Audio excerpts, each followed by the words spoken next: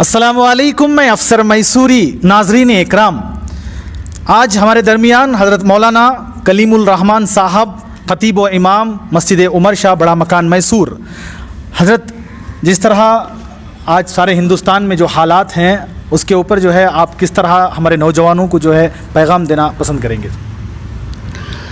بسم اللہ الرحمن الرحیم۔ السلام علیکم ورحمۃ اللہ وبرکاتہ۔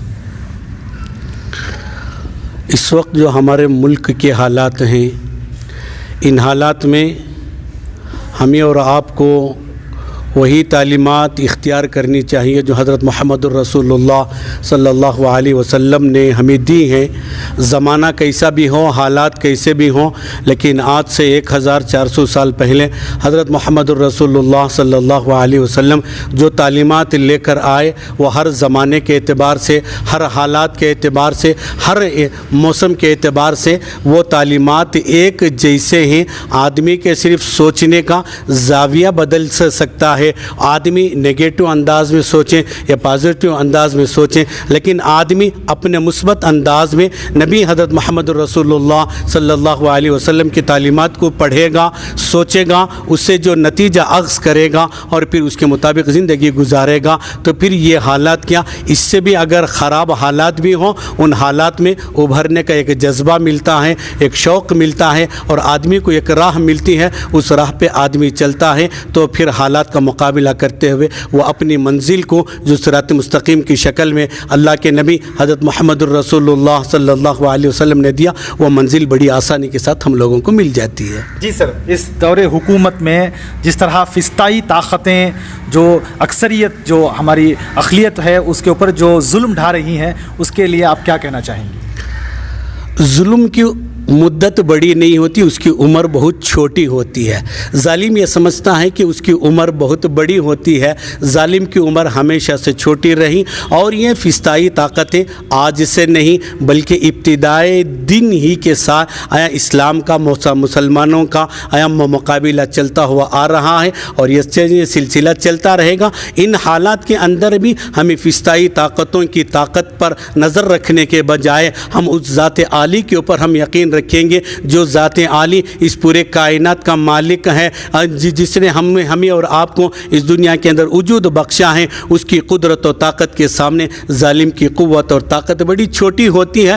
اس لیے ہم ان طاقتوں سے ڈرنے اور گھبرانے کے بجائے اس خدا کا خوف ہم اپنے دل کے اندر رکھیں گے، اچھی تدبیریں اختیار کریں گے۔ قرآن و حدیث کی روشنی میں اللہ تبارک و تعالیٰ ہمارے لیے سبیلیں نکال دے گا، شکلیں اور صورتیں پیدا کر دے گا، اور فسطائی طاقتیں آج نہیں تو کل وہ زوال کا شکار ہوگی۔ اور اللہ کا وعدہ ہے، قل جاء الحق وزهق الباطل ان الباطل کان زہوقا، حق آیا ہے تو باطل کو تو مٹنا ہی ہے، آج نہیں تو کل وہ مٹ کر رہے گا۔ اب ہماری یہ ذمہ داری ہے کہ ان حالات میں ہم اپنے آپ کو کیسے سنبھال سکتے ہیں، کیسے بچا سکتے ہیں، اور پھر ہم اللہ اور اس کے رسول کی تعلیمات کو پر خود بھی عمل کرتے ہوئے دوسروں تک کیسے پہنچاتی، اس کے اوپر ہمیں زیادہ غور کرنے کی ضرورت ہے۔ جس طرح 15-20 دن سے گستاخ رسول جو ایک شرپسند شخص جو ہے، اس طرح کے بہت سارے امن اور ہماری جو ہندوستان کی جو امن ہے اس میں جو ہے پوری طرح سے پامال کر رہا ہے، اس کے بارے میں آپ کیا کہنا چاہتے ہیں؟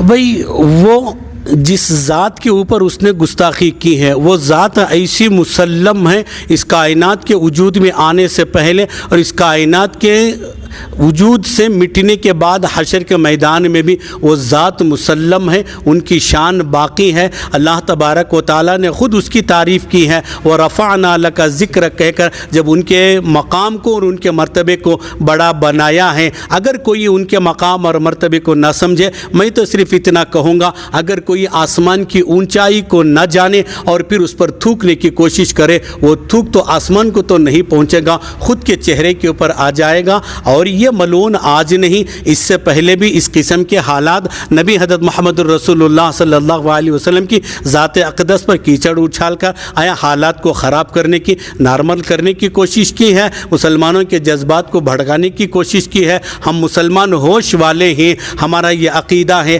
ہمارا ایمان ہے، اس قسم کی باتوں سے نہ ہمارے ایمان میں فرق آئے گا، نہ ہمارے نبی حضرت محمد الرسول اللہ صلی اللہ علیہ وسلم کے عشق اور پیار میں کوئی कमी नहीं आएगी। ये मलून आते रहेंगे, जाते रहेंगे। हमारी ये ज़िम्मेदारी है कि हम सच्चे दिल के साथ, सच्चे मन के साथ नबी से मोहब्बत करें, नबी की तालीमात को पढ़ने वाले बने, उनसे इश्क और प्यार करने वाले बने, और फिर हमारे नबी ने दुश्मनों के साथ जैसा सुलूक किया है वैसा सुलूक हमें भी आज के दुश्मनों से करने को सोचना चाहिए। जी सर, सारे हमारे हिंदुस्तान के खुसूसन कर्नाटक के उलमा इकराम की क्या ज़िम्मेदारी बनती है कि इस तरह की ये जो आवाज़ें आती हैं, ये जो अमन को पामाल करने की आवाज़ें आती हैं, तो ये उलमा दीन का क्या काम रहता है, इसमें क्या किरदार रहता है सर?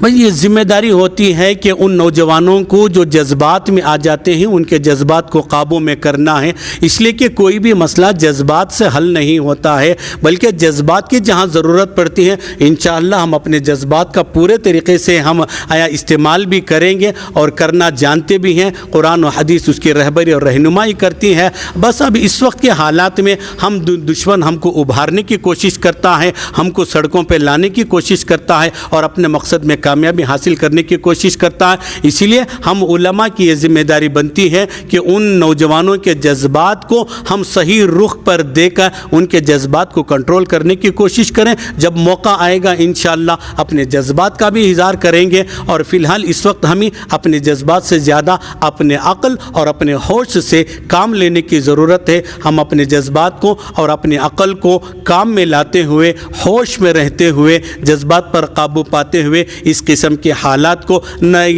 इस किस्म के हालात से हम अपने आप को बचाएंगे। दुश्मन चाहता है हम सड़कों पे आएँ, वो अपने मकसद में कामयाबी हासिल कर लें। मैं तमाम नौजवानों से गुजारिश करूँगा कि दुश्मन को उसके मकसद में कामयाब होने ना दें। अपने जज्बात को काबू में करते हुए बड़ों की इताअत के साथ, बड़ों की फर्मा बरदारी के साथ, कोई भी ऐसा साहिब ईमान नहीं होगा जो नबी की गुस्ताखी को बर्दाश्त करेगा। ये हर साहिब ईमान का भी ये तकाजा होता है। लेकिन हम सबको अपने नबी से सच्चा इश्क और प्यार होना चाहिए, और उसी इश्क और प्यार के साथ हम लोग इस दुनिया में जीते हैं, और हमारा मकसद भी नबी के प्यार के साथ मरना हम सब की ये तमन्ना होती है। लेकिन दुश्मन की दुश्मनी को हम समझते हुए उनके मंसूबे को कामयाब होने ना दें। ये हर नौजवान की ये जिम्मेदारी है। उनकी साजिशों को हम समझें, उनकी या मंसूबा बंदी को हम समझें, और वो जो मकसद हासिल करना चाहते हैं उनको अपने मकसद में कामयाब ना होने दें।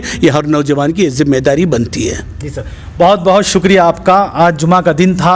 हज़रत वाला अपना खिताबत जो है ख़त्म होने के बाद, नमाज़ ख़त्म होने के बाद हमें 5-10 मिनट का मौका दिया। हम आपका शुक्रगुजार करते हैं, और इसी तरह हमारी इस न्यूज़ चैनल को आगे ज़्यादा से ज़्यादा शेयर करें। और आप लोगों की क्या राय है मौजूदा जो हमारे हालात हैं, जो ख़ासकर पसमानदा तबक़ात को लेकर, अक़लियत को लेकर, आप हमें अपनी राय कमेंट्स बॉक्स में ज़रूर पेश कीजिएगा। तब तक के लिए अस्सलामु अलैकुम व रहमतुल्लाहि व बरकातुहू।